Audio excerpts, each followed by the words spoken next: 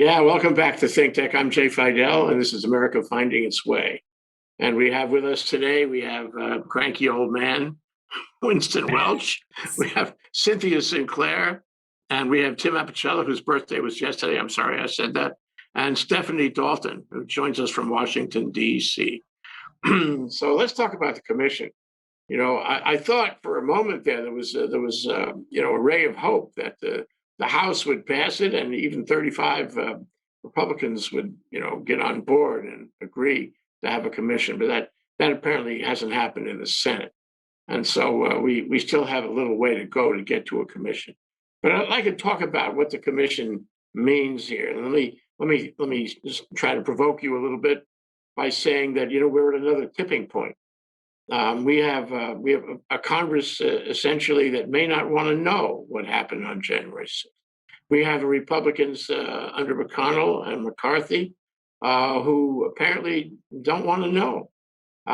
They have many reasons, none of which work, to oppose a commission, and they are trying to marshal their strength in the Senate to stop the commission. This is extraordinary, and given the profound import, as we understand it, of what happened on January 6th, it is truly remarkable.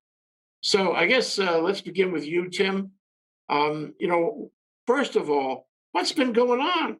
Nancy Pelosi talked about this in January. Now here we are, and it's May, going into June, and we still don't have a resolution on whether or not we're going to find the truth. Maybe we don't need to. Good morning, Jay. I like your point you made in your introduction, and that is a tipping point, and maybe they don't want to know. Know what? Well, the know what is maybe, just maybe, some of their members were involved. They have unclean hands in this insurrection. And how would that look for the GOP party that your own members of Congress were somehow involved or not involved? That's what the commission is going to find out. So why would you want to sanction the commission? To find out something you don't want to find out. Because I guarantee you, if it is found out that certain members of Congress were aiding and abetting this insurrection, it won't go well for them in the 2022 election. So I think there's your primary motivator as to why they're fighting this. The second point I'd like to make is something that Tim Ryan spoke on the House floor yesterday. Tim Ryan is a Ohio representative. He's a Democrat. And he said the following: if we're going to take on China, if we're going to rebuild the country, if we're going to reverse climate change, we need two political parties in this country that are both living in reality. And you ain't one of them. Yeah, I saw that. That was really powerful stuff. So Stephanie, what makes it so that people in Congress, in the Senate especially, and in the Republican Party largely, don't want to know? Do they, what arguments have they offered, and do those arguments hold water at any level? Well, it's obviously a big CYA effort. They don't want to be exposed. They don't want to be examined and illuminated for the American public to see what roles they played. I'm sure there's a huge backstory. What's leaked out is we know there were certainly plans and anticipations made on the social media, and it is a problem. But Nancy Pelosi, in her message today, went over how the timeline for the 9/11 Commission was very long. These things take a while to work out. Well, granted, now we've had the vote, but the point is that the 9/11 Commission didn't get put in by the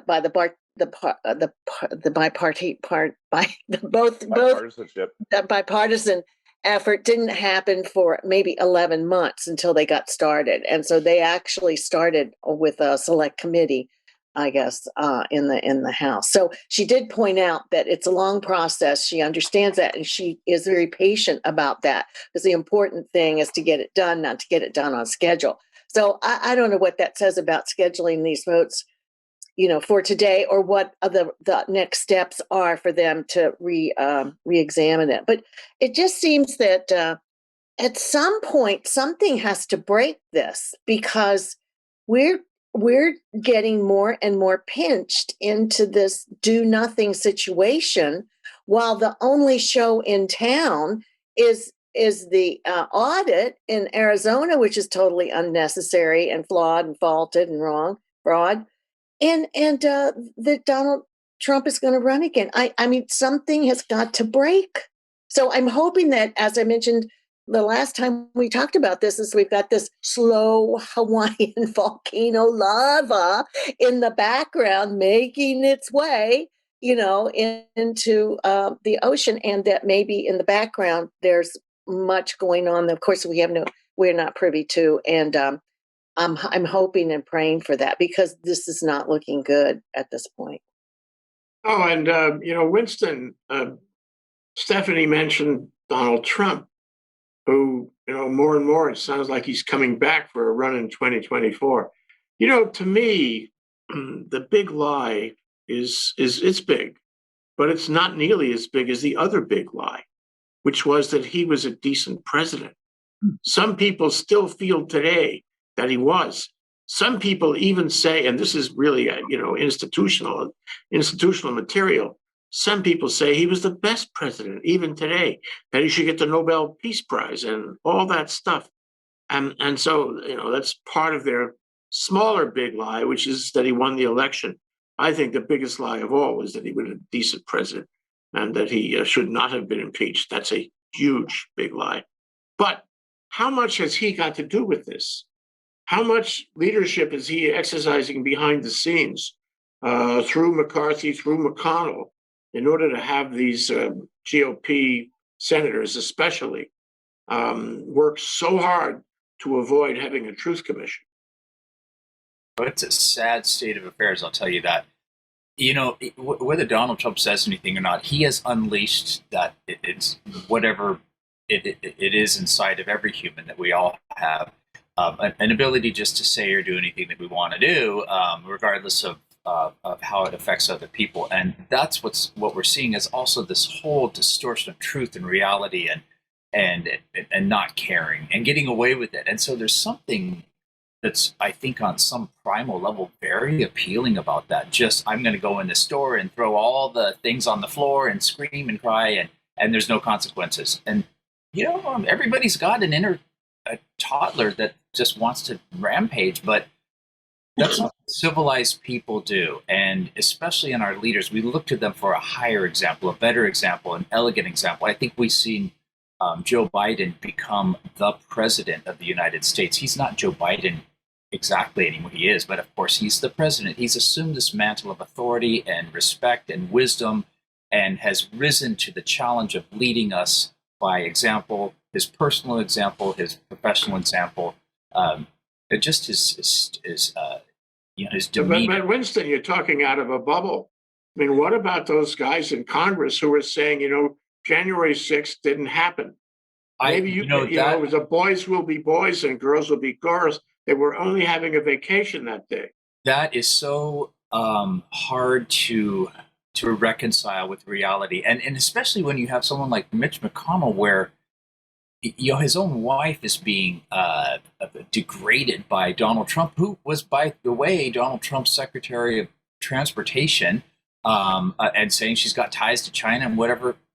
Yeah, she was born in Taiwan, but she was your Department of Transportation Secretary, or Mike Pence's brother, who, had the angry mob after him, and they're just denying this as if it didn't happen. It's so bizarre to watch this. I mean, even something as simple as, I noticed today, the House passed a bill by one vote to get better security in their workplace. And we're talking just cameras and screening equipment like you have at your local Walmart.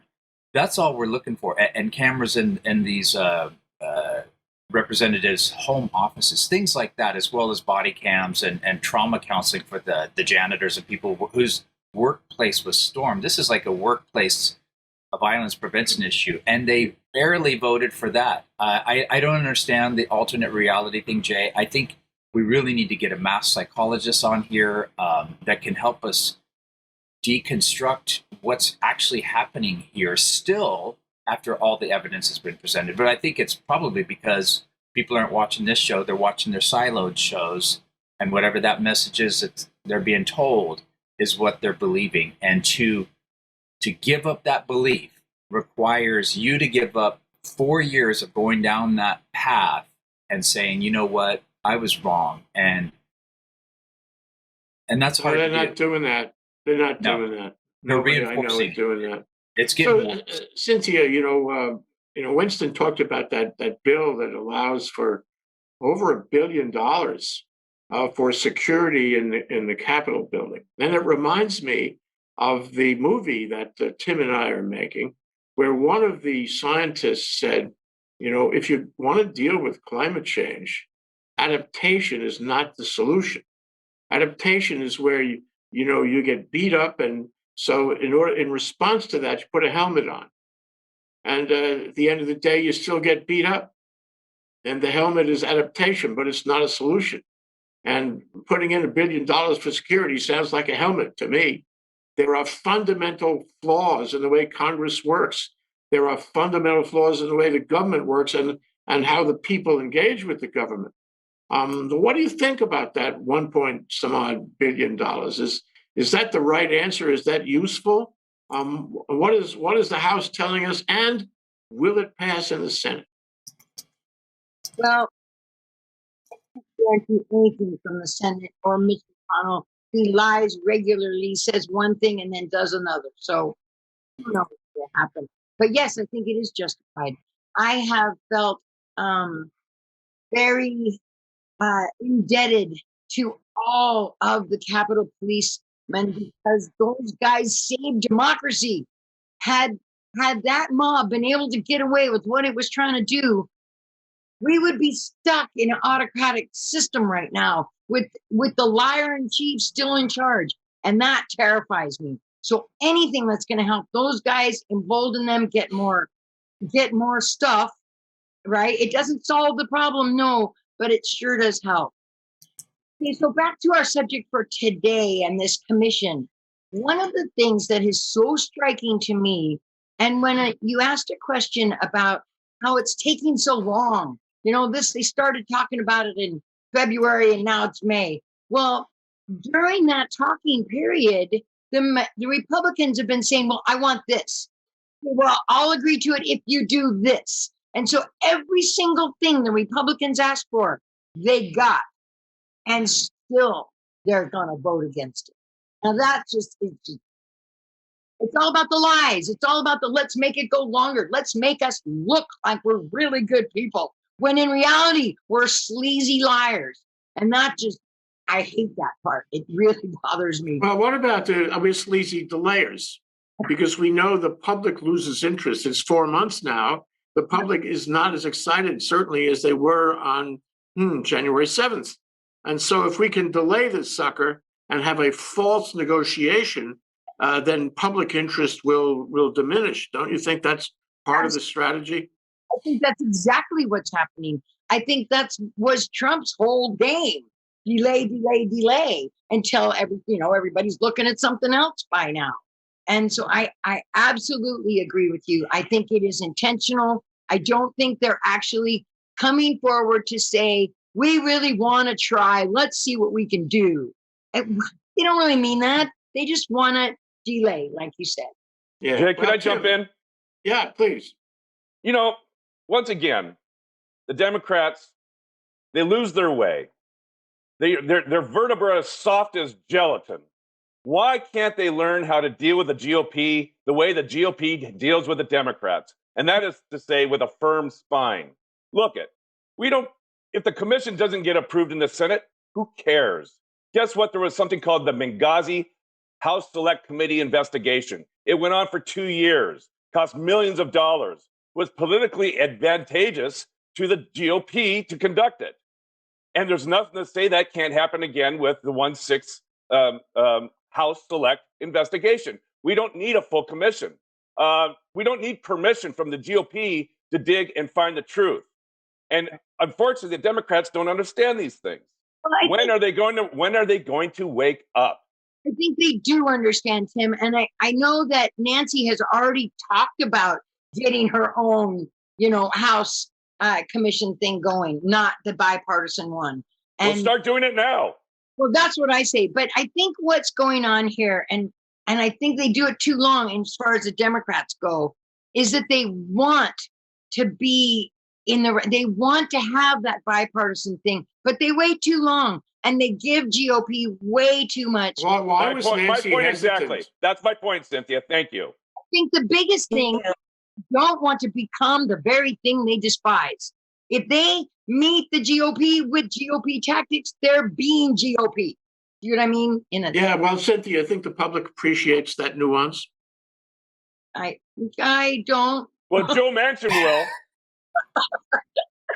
Yeah. I mean, it's all about Joe Manchin. I'm sorry to say it, but it's all about Joe Manchin. What do you mean by that, Tim?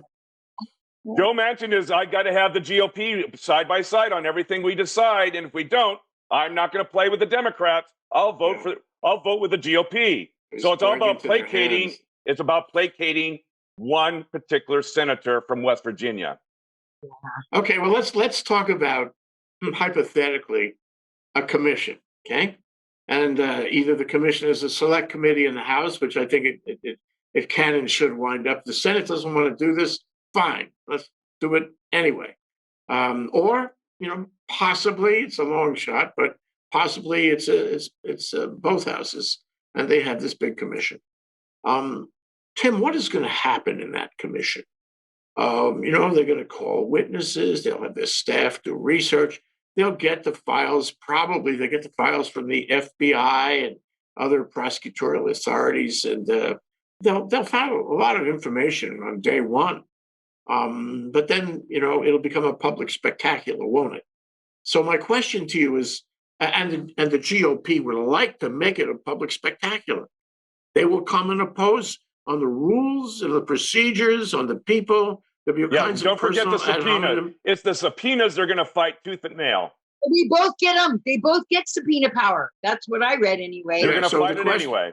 They'll So fight it my anyway. question to you, Tim, what is going to happen? This is not a cakewalk, even at the best. Even if we have this commission, what's it going to be like? How is it going to affect them and their other business? They do have other business. How is it going to affect the country, the public? Is it going to divide the country?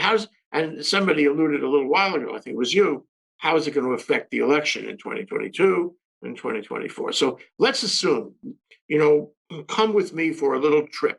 What happens in the commission? Well, if you can imagine this, it's going to polarize Congress further. And it'll be fighting over who gets subpoenaed, who's going to ignore a subpoena, what powers will Congress have to prosecute someone who ignores a subpoena. And though you shall not do that, you will leave our people alone and don't try to bring in criminal charges for ignoring a congressional subpoena. It's going to polarize everyone further. And no, by the way, it won't be out before the 2022 election. There's no way. It'll be after. No, but the information may be out, right? And it depends really on how horrible things will come out. It depends on who leaks what, when. Right? Well, don't you think it'll be on television and everything that's said will be publicized? Well, the GOP has their way. It'll be a closed session. God, my God. I don't know, Jay. I mean, the answer to your question is very complex and convoluted because we're trying to predict something that's not predictable. But we can look at past investigations. We can look at Benghazi and see how cantankerous that was and what it did to further polarize both sides of the aisle so that nothing got done in Congress. And we can expect more of that. So to what degree does the Democrats say it will be what it will be? We're going to push aside all these, false flares of concern and a witch hunt, and we're just going to find the truth, and we're going to report on it as soon as we know it. Boy, it sounds like a continuation of the remarkable and disgusting things that have happened over the past 4 years, doesn't it? With these impeachments where the case was clearly made and then rejected over and over again. And my question to you, Stephanie, is one way or the other. So we've examined the possibility that this will not take place. Okay, that there'll be some kind of strategy to delay it on ad infinitum, in which case the public will never find out more than it knows from the media, really, from the media. And some of that footage that was put into the public domain by the FBI. Not that much. There's a lot more. So on the one side, you have the public never finding out.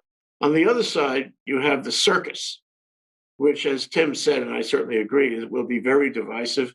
It'll be a real three-ring model. And whether it all reaches the public by 2022 or even 2024, not clear. But some will. And the cantankerous, may I use this term, nature of it will be known to everyone. So my question to you is, how does this affect our democracy? Those two horns of that dilemma both seem very threatening to our democracy, public confidence, the value of truth. How do you feel about that? I really feel it. I think that's an excellent question because I agree with you. And as I said before, we're getting squeezed. And the democracy is getting squeezed down. So one of the other things that happened today was Mazie Hirono's hate crime bill went through, which is one of those things that's the good thing, the successful thing, the bipartisan thing. Now I can say the word. And the kind of thing that's success, and that the big heads are saying Biden has to keep on having success after success in order to kind of build up this whole tsunami wall. But let's face it, on the other hand, with the things you all have described and the polarization that's continuing on and the deflecting from any responsibility or accountability, the Congress is totally unable to do anything. We're unable to do anything, get the message out, except through these successfuls that we're talking about that have impact or may not have impact, even though they may be successful. But let's get down to a football analogy, because we're like not making the down here, okay? And this has already been going on all through this term. So I think Biden has to get into the quarterback mode, and he's got to make sure that we get the down. And he's got to stand up and throw that ball or run it through, whatever it has to do. And that thing he's got to run through or toss it down to somebody who can take it over the goalpost is to remove the filibuster. He's got, I see, he's got to take it up and go. And we have one more reconciliation opportunity to get stuff through, but nothing else is going to get through. And we're going to be continuing this, inactivity, chaos. And he's going to, no matter what he does, he'll be a good guy, but he won't get to be successful unless he picks it up and carries the filibuster out of the game. It's got to be out of the game. And then the Democrats, because we don't have that much more time until the elections, because if this doesn't happen, there's only a little bit more time for him to have all these fabulous successes. And it's not enough time to do that high class, high road approach now that we've got the Republicans just blocking everything. And with McConnell doing what he did today on the committee, it's just everything's blocked. Everything is down. That's what they've done. They've turned the hose off completely. Oh, I think they passed the anti-Asian hate bill today. They did. That's what Hirono did today. And Biden was fabulous in talking about that and presenting it. And so it's a big check mark on that's the only thing. Yeah. So Winston, let me go to you, Winston. There's you mentioned before that Biden is doing a great job, but let me remind you that he hasn't gotten a number of his initiatives through, and they're stuck. They're stuck in the Senate, and we have leadership in the Republican Party in the Senate that says we're not going to agree with anything. So all of the great initiatives that he campaigned on, are stuck. And so what can he do? He's not going to be able to fix immigration or gun control. He's not going to be able to fix so many social issues. And don't you worry about that? Up to a point, you can say he's a wonderful guy. He's a gentle man doing the work of a gentleman, and he's turning the other cheek and finding, high level strategies and all that. But at some point, and it's probably on Trump's calendar, somebody, all of them from the GOP are going to say he's failed. He can't get it through. He told us he was going to do a bilateral, both sides of the aisle, and he's failed to do that.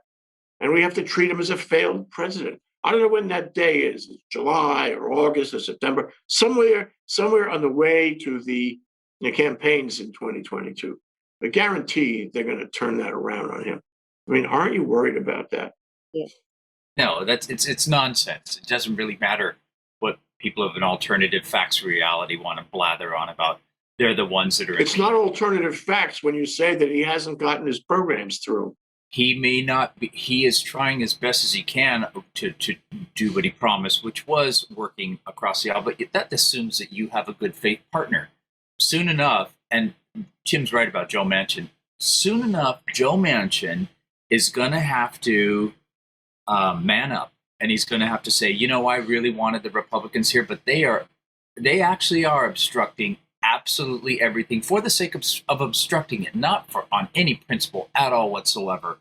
And if he can get to that point, and I think he's doing a couple fig leaf things right now, I hope that he is, that then he can come around and say, you know what, I did try, but now I realize you guys are not acting in good faith on any of these things, any of them. I'm shocked the Asian hate crimes bill went through, frankly, but remember, McConnell's wife is Asian, Yes, I know, but at the end of the day, Joe Biden is accomplishing a lot.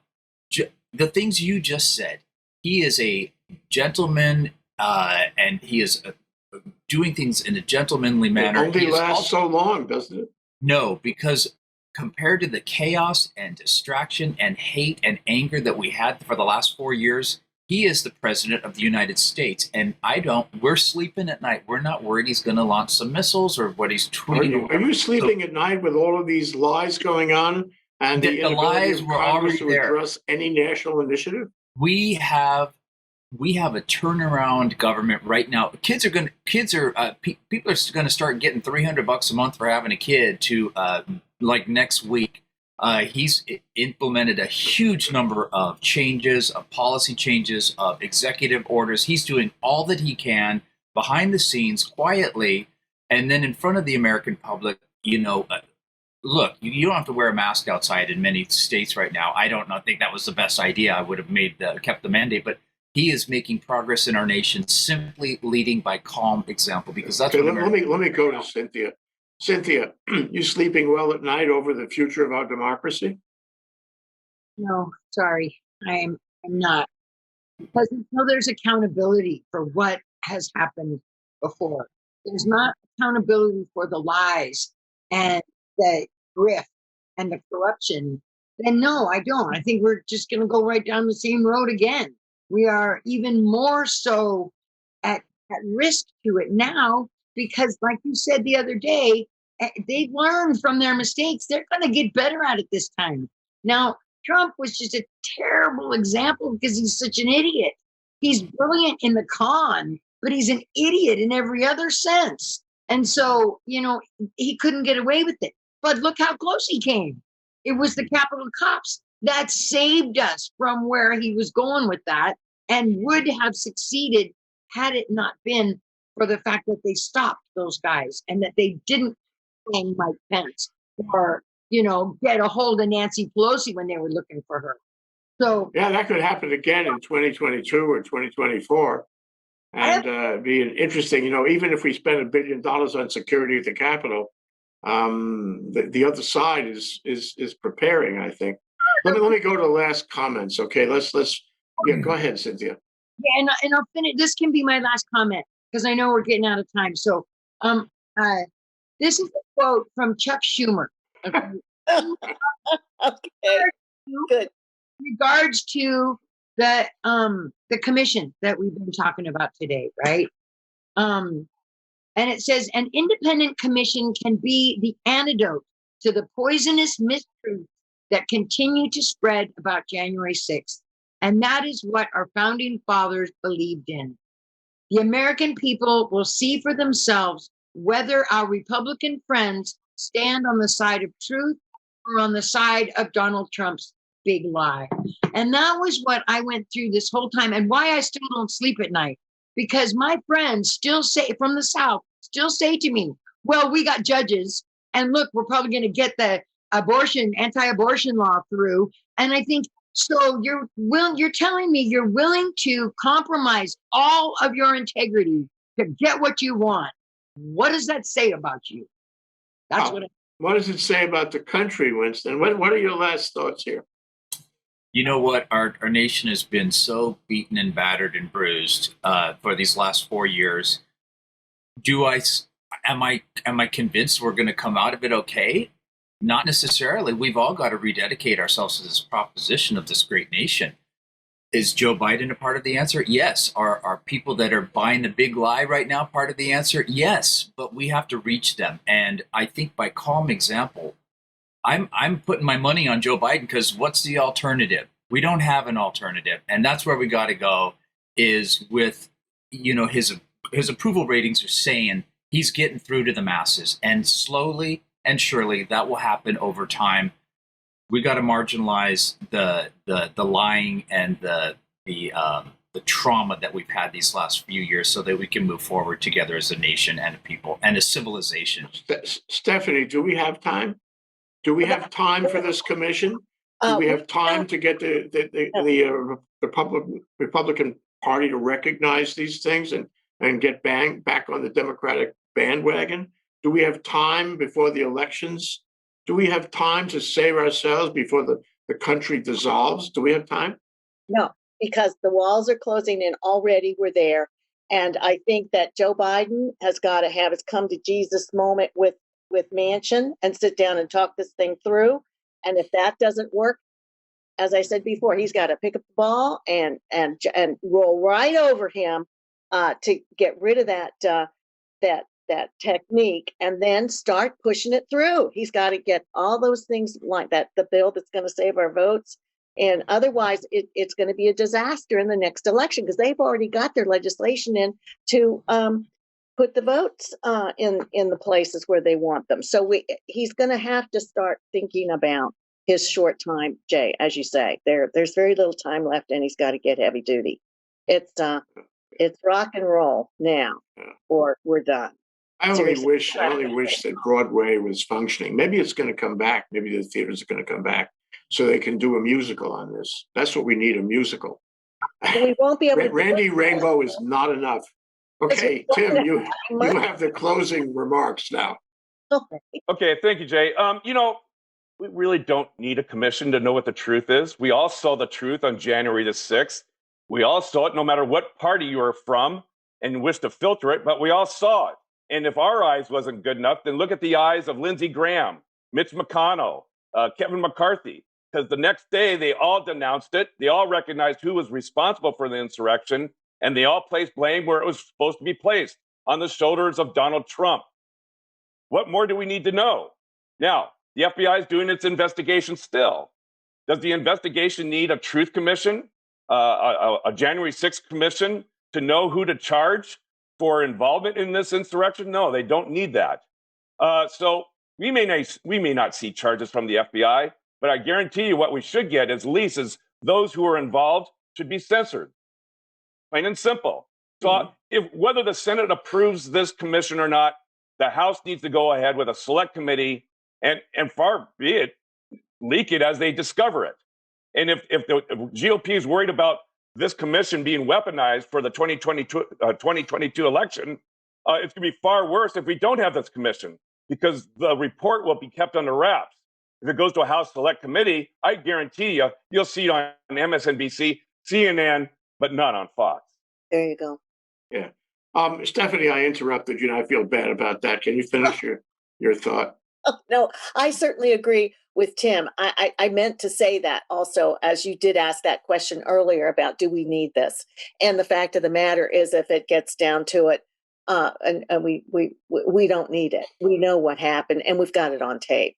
And we've got these investigations going. I've already got some people in jail. So that's all going to be fine. And then his distinctions of the two different ways to go are really important, and we don't even need the bipartisan commission. So I think the most important thing is for Biden to just toughen up a little bit, get serious here now, because we're getting down to very few seconds left before the judgments are going to be made out there, and the people are going to be influenced by this do nothing group. If it looks that way, got to get something done and run that ball all the way through over those idiots. Yeah. One thing we could always do is we could have our own commission right here. So I'd like to make a motion that we follow the story and we have our own commission, and we don't take wooden nickels. Okay, everybody in favor, say aye. Second that. Come on, Winston. His foil hat. It's always one. Aye. Okay, there we go. All right, you guys, thank you very much. Tim Apicella, Stephanie Dalton, Winston Welch, cranky old man, and Cynthia Sinclair. Thank you so much for joining us on this great show, this great discussion. Very important. Thanks. Aloha.